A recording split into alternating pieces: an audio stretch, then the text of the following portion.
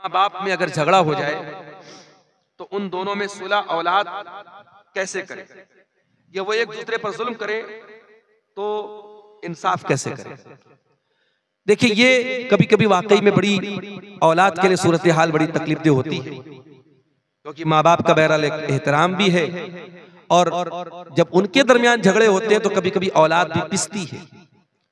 इसीलिए कुरान की और शरीयत की तालीम यह है कि मियाँ बीवी के दरमियान अगर कभी कोई ना इत्तेफाकी हो भी जाए तो औलाद के सामने जाहिर नहीं करना चाहिए। और कहीं कहीं बाज घरों में बाकायदा लड़ाइयाँ होती है, गाली गलौज तक माँ बाप एक दूसरे को करते हैं और बच्चों पर इसका बड़ा बुरा असर पड़ता है।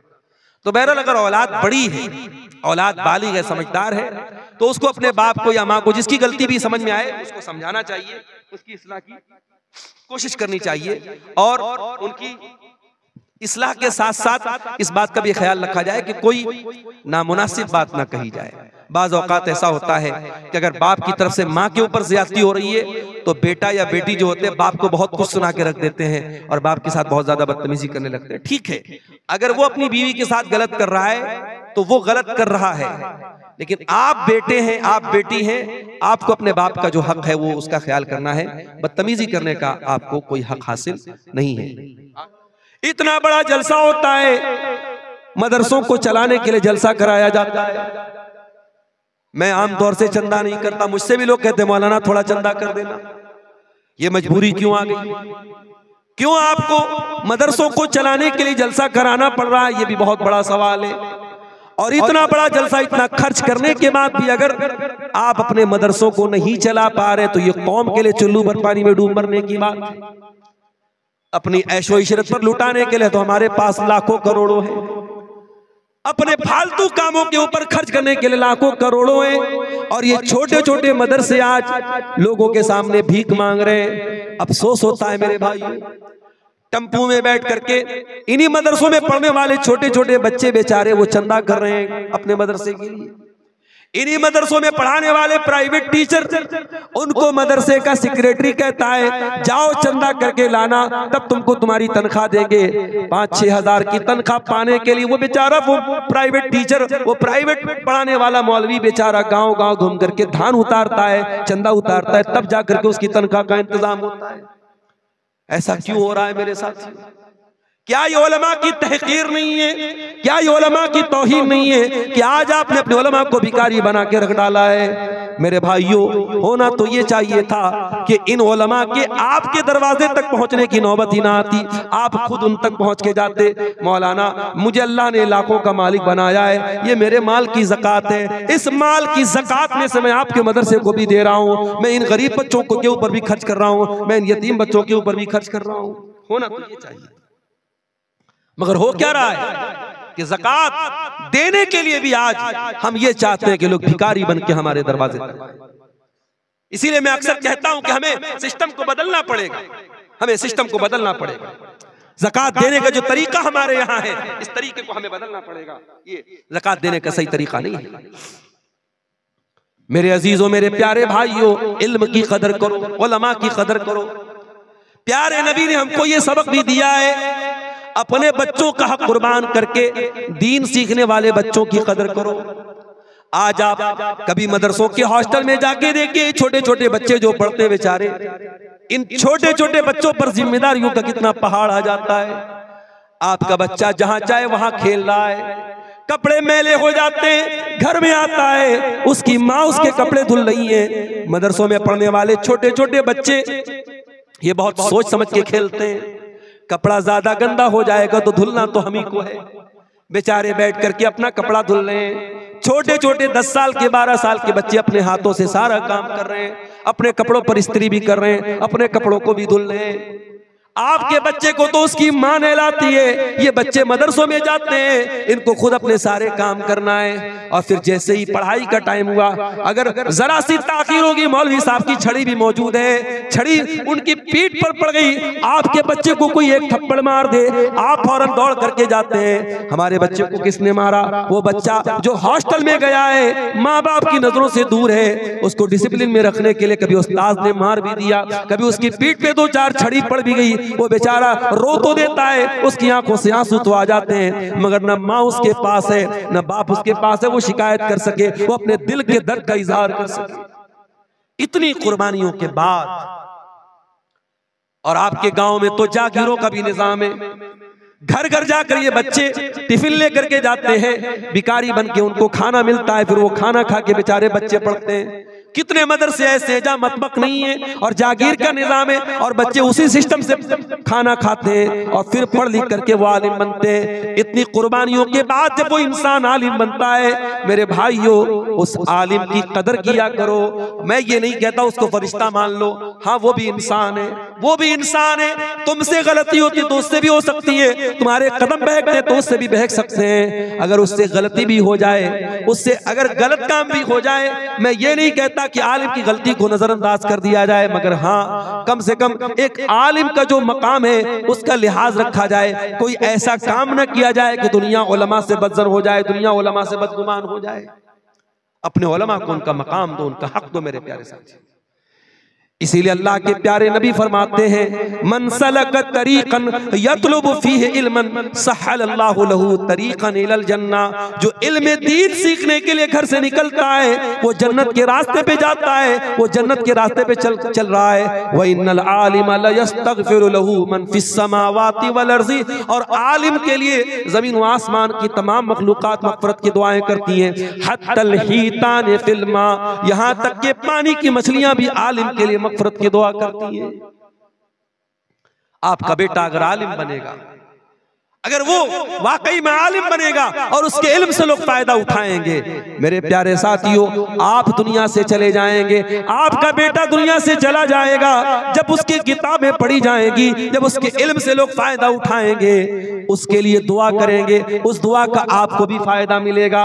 औलाद की हर नेकी का सवाब माँ बाप को भी मिलता है, क्योंकि जरिया तो माँ बाप होते हैं। इसलिए अपने बच्चों में से किसी एक बच्चे को जरूर आलिम बनाना, किसी एक बच्ची को जरूर आलिमा बनाना।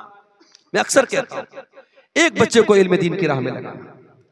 और आज के इस दौर में मेरे प्यारे साथियों, जब कदम कदम पे आपको जरूरत पड़ेगी दीन सीखने की, तो आपके घर में कोई एक इंसान तो ऐसा हो जो आपको दीन की बातें बताए।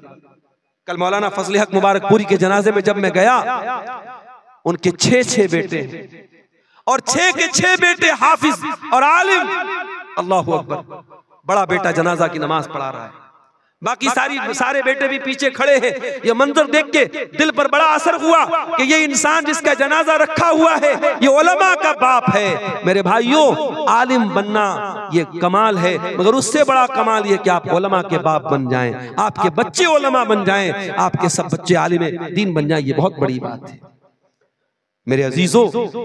इस दौर में जब हम ये देख रहे हैं कि अल्लाह तबारक व तआला हमसे नाराज है, हमें इन बातों का ख्याल करने की जरूरत है। और एक आखिरी बात बयान करके बात खत्म करूंगा कि आज हमारी तबाही और बर्बादी की एक बहुत बड़ी वजह जो मुझे समझ में आती है कि हम पूरी तरीके से दुनिया परस्त बन चुके हैं, दुनियादार बन चुके हैं, दुनिया के नशे में डूबे हुए हैं। मेरे प्यारे साथियों, हमारा दीन हमसे ये नहीं कहता कि तुम दुनिया हासिल न करो, दुनिया तलब न करो। हमारे नबी ने और हमारे अल्लाह ने हमको जो दुआएं सिखाई हैं उनमें दुनिया मांगने का भी हुक्म दिया गया है। कुरान में सबसे बेहतरीन दुआ क्या सिखाई गई? रब्बना आतिना फिद दुनिया हसना व फिल आखिरती हसना व क़िना अज़ाबन नार। ऐ परवरदिगार, हमको दुनिया की भलाई भी अता फरमा और आखिरत की भलाई भी अता फरमा और जहन्नम की आग से हमको बचा। हमारे प्यारे नबी क्या दुआ किया करते थे? अल्लाहुम्मा अस्लिह ली दीनी अल्लज़ी हुवा इस्मतु अमरी। ऐ अल्लाह, मेरे दीन को ठीक कर दे, मेरे मामले की बुनियाद मेरे दीन पर है। वो अस्लिहली दुनियाया अल्लती फीहा माशी। और अल्लाह, मेरी दुनिया को भी ठीक कर दे, क्योंकि मुझे जिंदगी तो दुनिया में गुजारना है। वो अस्लिहली आखिरती अल्लती इलैहा मादी। और ऐ अल्लाह, मेरी आखिरत को भी ठीक कर दे, क्योंकि मरने के बाद लौट के वहां जाना है। हमारे नबी ने ये दुआ हमको सिखाई है। तो दुनिया हमें हासिल करना है, मगर दुनिया को सब कुछ मत समझना मेरे प्यारे साथी, दुनिया को सब कुछ मत समझना। ये दुनिया आपके काम तभी तक आएगी जब तक आप जिंदा हैं। जिस दिन आपका इंतकाल हो जाएगा, मौत आएगी, ये दुनिया साथ छोड़ देगी मेरे साथियों। ये जो जमीनें आपने दूसरों की हड़पी है, ये जो हक मारा है दूसरों का, ये सारी जमीनों जायदाद छोड़ करके सब ठाट पड़ा रह जाएगा। जब लाद चलेगा बंजारा, खाली हाथ दुनिया में आए थे और खाली हाथ जाना पड़ेगा। इसलिए दुनिया से उतना ही दिल लगाओ जितने के ये लायक है। दुनिया से उतना दिल न लगाओ जो इसकी जिससे ज्यादा इसकी औकात नहीं है। असल तैयारी आखिरत की करो मेरे प्यारे साथी। हम जुमा के दिन नमाज पढ़ते हैं, जुमा की इमाम साहब पहली रकात में सूरह आला पढ़ाते हैं, क्या कहते हैं? बल तुतिरूनल हयातद दुनिया वल आखिरतु खैरुन व अबका।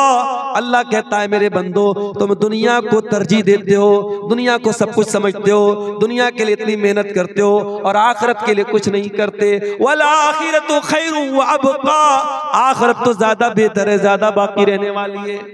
दुनिया में गर्मी लगे तो एसी चलाते हो, दुनिया में अंधेरा हो जाए तो लाइट जलाते हो, दुनिया में गर्मी लगे तो पंखा चलाते हो, दुनिया में प्यास लगे तो घर में फ्रिज ला के रखते हो, दुनिया के ऐशो आराम की इतनी फिक्र करते हो। अरे जन्नत में कैसे जाना है, जहन्नम से कैसे बचना है, कब्र के अजाब से कैसे बचना है, मैदान महशर की गर्मी से कैसे बचना है, जरा उसका भी इंतजाम कर लो मेरे प्यारे साथियों। इसीलिए अल्लाह के नबी फरमाते हैं, अक्सिरू ज़िक्र हादिमिल लज़्ज़ात, लज्जतों को तोड़ देने वाली चीज मौत को ज्यादा से ज्यादा याद किया करो। आपसे पूछा गया, अय अल्लाह के नबी सबसे अक्लमंद कौन है? आपने फरमाया, अक्सरुहुम ज़िक्रल लिल मौत, जो मौत को सबसे ज्यादा याद करता है, वह इस्तिदादन लिमा बादहू, और मौत के बाद की तैयारी करता है। मौत को याद किया करो और मौत के बाद की तैयारी किया करो मेरे प्यारे साथी। आगे रमजान का महीना भी हमारे सामने है और हमारी एक आदत होती है, हमारे घर में जब कोई अच्छा मेहमान आता है तो उस मेहमान की हम उसके इस्तकबाल की तैयारी करते हैं। हमारे घर में कहीं गंदगी पड़ी है तो हम दूर करते नहीं, मेहमान आ रहा है क्या जवाब देंगे हम? अच्छा बिस्तर बिछाते हैं, अच्छा बर्तन में खाना लाते हैं, आप मेहमान की इज्जत करते हैं। रमजान भी एक बहुत ही खुशनसीब और बहुत मुअज़्ज़ज़ मेहमान बन के हमारे घर में आने वाला है। रमजान का महीना हमें अल्लाह ताला की मग़फ़िरत का परवाना लेके आता है। इसलिए अपने आप को प्रिपेयर करो, तैयार करो रमजान के लिए। अभी से आदत डाल लो कुरान पढ़ने की, अभी से आदत डालो रातों में तहज्जुद पढ़ने की, अभी से नफली रोजा रखने की आदत डालो, ताकि रमजान आए तो आप पहले से उसके लिए ज़हनी तौर पर तैयार रहे। इसीलिए अल्लाह के प्यारे नबी रमजान के अलावा सबसे ज्यादा किसी महीने में रोजा रखते थे तो शाबान में रखते थे। और ये भी याद रखो मेरे प्यारे साथी, रमजान अगर आ गया और आपने रमजान का हक अदा नहीं किया तो ये और बड़ी बदनसीबी की बात है। अल्लाह के नबी फरमाते हैं कि रमजान जैसे ही आता है आसमान के दरवाजे खोल दिए जाते हैं, रहमत के दरवाजे खोल दिए जाते हैं, जहन्नम के दरवाजे बंद कर दिए जाते हैं, शैतानों को जकड़ दिया जाता है। और रमजान में एक रात ऐसी है, मन हुरिमहा फक़द हुरिमल खैर। अल्लाह के नबी ने फरमाया कि जो उस रात में इबादत नहीं कर पाया फिर वो किसी भलाई का हकदार नहीं होगा। इसका मतलब ये हुआ कि रमजान बड़ी बरकतों को लेके आता है और हमें और आपको इस महीने का इस्तेक़बाल, इसको जो है इसकी बरकतों को कैसे हासिल करें, इस पर हमें गौर करने की जरूरत है। आज बड़े बड़े शहरों में जो दुकानें होती हैं, दुकानों पे सेल लगती है। सर्दी के जो कपड़े होते हैं, जब सर्दी जाने लगती है तो एक सेल लगती है और बड़े सस्ते दामों में कपड़े मिलते हैं। तो सेल जब लगती है तो दुकानों में बड़ी भीड़ लग जाती है। रमजान का महीना भी नेकियों की सेल बन करके आता है। इसलिए मेरे प्यारे साथियों, रमजान का हम इस्तकबाल करें और कोशिश करें कि रमजान का हम हक अदा करें और रमजान में कसरत से अल्लाह की इबादत करें। और फिर हम ये दुआ भी करें कि अल्लाह उन इबादतों को हमारे कबूल फरमाए। एक सवाल ये आया है